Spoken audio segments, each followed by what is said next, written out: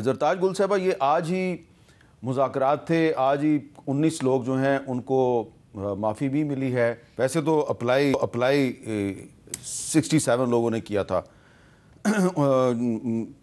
اعلان صرف 19 افراد کا ہوا ہے. یہ کوئی آپس میں اس کا کنیکشن ہے یا آپ کو کوئی کنیکشن نظر نہیں آتا؟ تھینک یو مرزا صاحب، thank you for inviting me. دیکھیں، سب سے پہلے میں تو ایز پولیٹیکل ورکر اور ایز پاکستانی اس بات پہ بلیو ہی نہیں کرتی ہوں کہ سویلینس کا ملٹری ٹرائل ہونا چاہیے. آئی تھنک یہ ہمارے آئین کی اسپرٹ روح کے خلاف ہے. اور میں بار بار ایک ہی بات کرتی ہوں کہ جب کور کمانڈر بلوچستان یہ کہہ سکتا ہے کہ ہمیں جتنے بھی وہاں پہ بین آؤٹ فٹس ہیں یا جو لبریشن کی خدا نخواستہ بات کر رہے ہیں یا جو وہاں پہ ٹیررزم پھیلا رہے ہیں، ان دا اینڈ ہمیں ان کے ساتھ جو ہے وہ بات چیت ہی کرنی پڑے گی. تو میرا یہ صرف سوال یہ ہے کہ یہ جو جتنے بھی پیسفل پروٹیسٹر تھے، کوئی ڈاکٹر ہے، کوئی انجینئر ہے، کوئی وکیل ہے، کوئی بیرسٹر ہے، اور جب وہاں پہ آپ پیسفل ٹاکس کی بات کر رہے ہیں بلوچستان میں، آپ کو پتہ ہے کہ اس میں وہ لوگ بھی شامل ہیں جنہوں نے سرائکیوں کے اور پنجابیوں کے آئی ڈی کارڈ چیک کے 27 لوگوں سے زیادہ لوگوں کو قومی شاہراہ کے اوپر بلوچستان میں شہید کیا گیا تھا.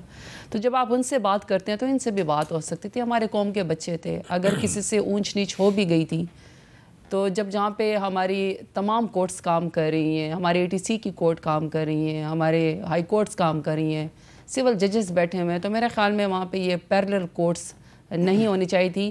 ان دا اینڈ ہمیں کہیں نہ کہیں پر جواب دنیا میں بھی دینا پڑے گا، کیونکہ ہم UN کے تمام جو ہیومن رائٹس کے فورم ہے اس کے سگنیٹری ہیں، کہ ہم نے ملٹری ٹرائل پر سویلینس کا کیسے کر لیا. تو یہ میرے خیال میں اسپرٹ کے خلاف ہے. دوسری بات یہ کہ اگر کسی نے 2 سال کی پہلی سزا کاٹ لی ہے، 2 سال کی سزا کاٹ لی، 3 سال کی سزا کاٹ لی ہے، تو ابھی ان کو عام معافی کا تو وہ سزا ہی پوری کر چکے ہیں جن لوگوں نے وہ 2 سال کاٹی ہے.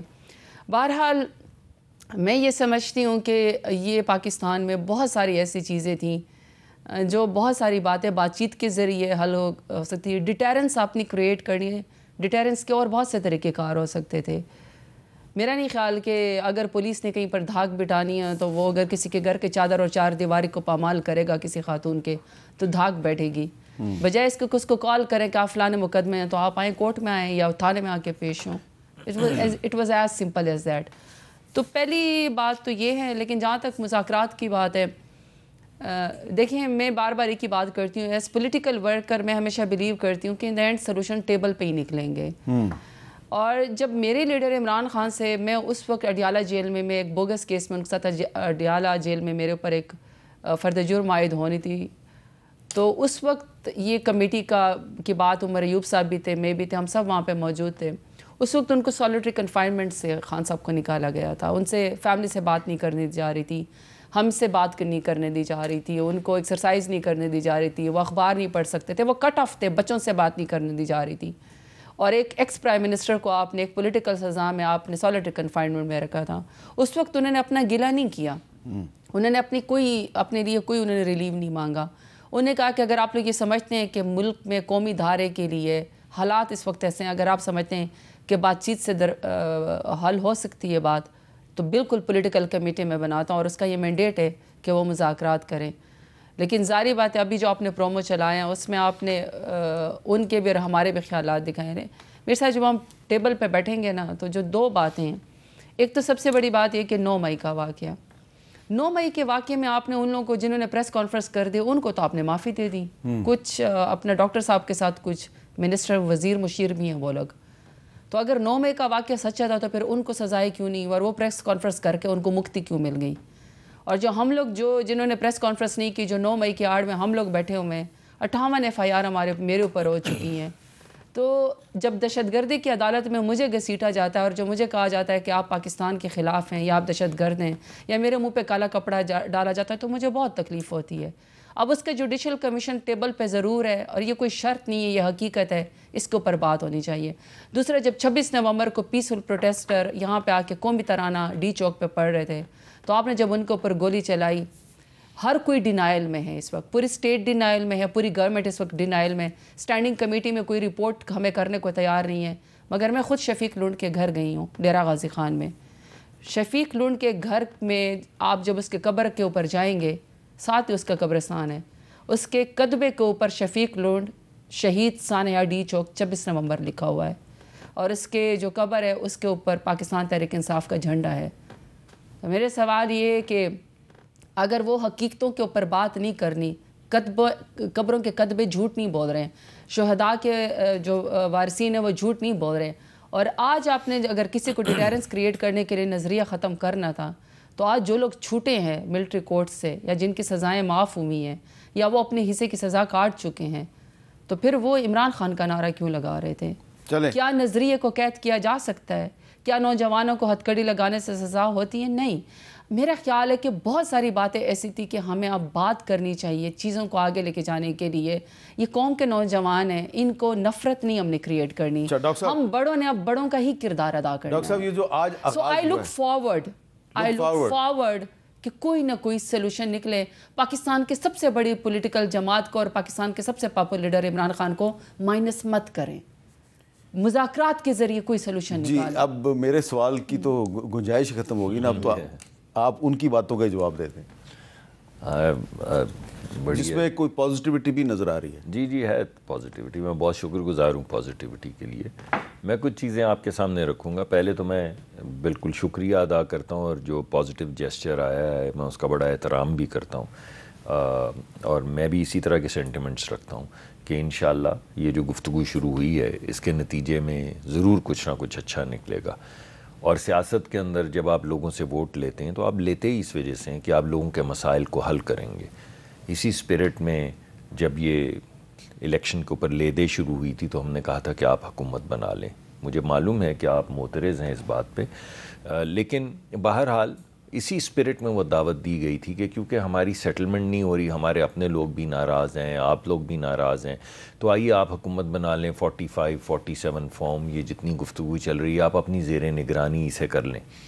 اس وقت پیپلز پارٹی نے بھی سپورٹ کیا. آپ کو یاد ہوگا چاند صاحب تو ڈیلیگیشن لے کر گئے, اور اپنے خورشید شاہ صاحب نے ٹیلی فون کر کے کہا کہ ہم آپ کو سپورٹ کریں گے. اسی اسپرٹ میں انہوں نے بھی کہا, اسی اسپرٹ میں میاں شہباز شریف نے بھی کہا, اور اسی اسپرٹ میں میڈم نے بھی آج گفتگو کی کہ اس بات کو آگے ڈائلاگ کے ذریعے بڑھنا چاہیے. تو یہ تو میں بڑی خوش آئند بات سمجھتا ہوں.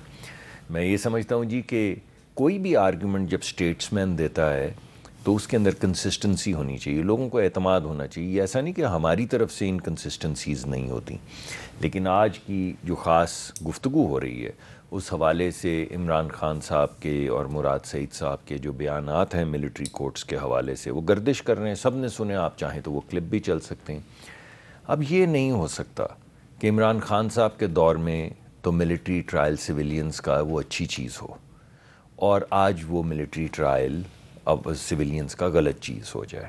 اس وقت کے ہیومن رائٹ ایکٹیوسٹ, وہ کیا نام تھا بھلا سا جی, ادریس خٹک صاحب جو ہیں, ان کا جو ٹرائل ہوا, جو سزا ہوئی, وہ اس وقت تو صحیح ہوئی کیونکہ وہ قومی مفاد میں تھی اور وہ پیٹریوٹزم کا حصہ تھی اور یہ ہونا ہی تھا.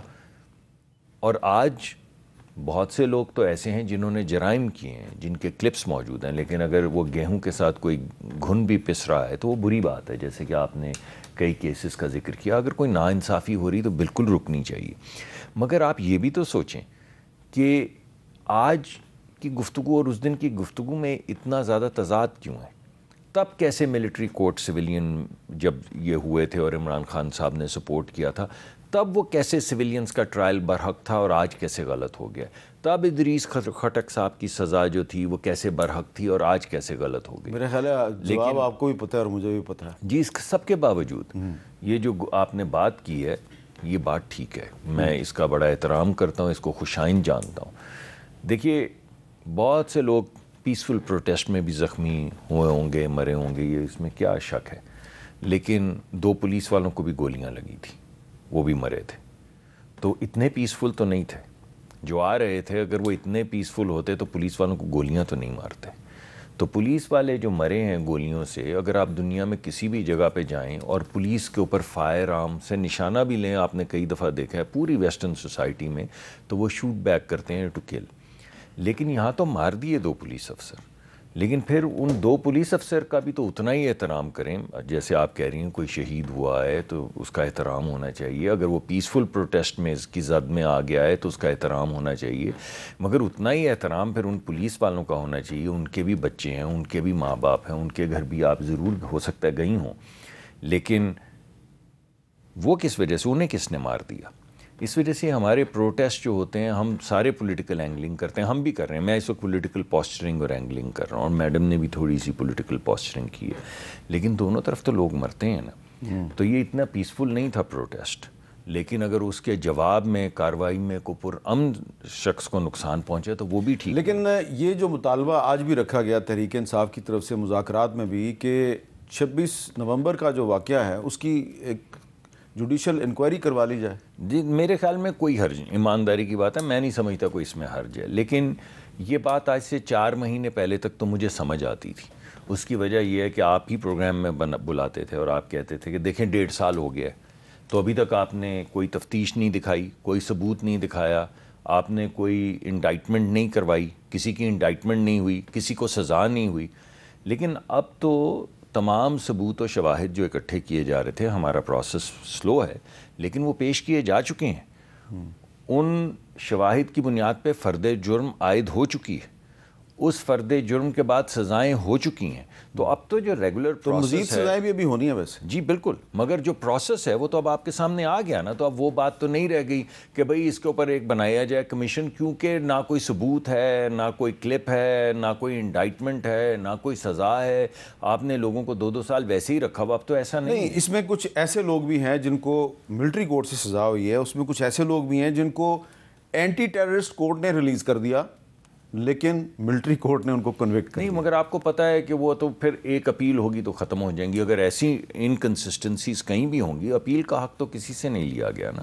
جیسے عمران خان صاحب کے دور میں جو لوگ جن کو سزا ملٹری کورٹ سے ہوئی، ان کو بھی اپیل کے حق ہوں گے، میرا خیال سے تھے، بالکل ہیں، تو اگر ان کو تھے، ان کو ہیں، تو ان لیکن کو ان بھی کی ہیں۔ اپیل لگتی نہیں نا، نہ اس وقت لگتی تھی، نہ اب لگتی یہ ہے۔ بات آپ کی ٹھیک ہے، نہ اس وقت لگتی ہے نہ ابھی، مگر اس وقت بھی لگنی چاہیے تھی، اب بھی لگنی چاہیے۔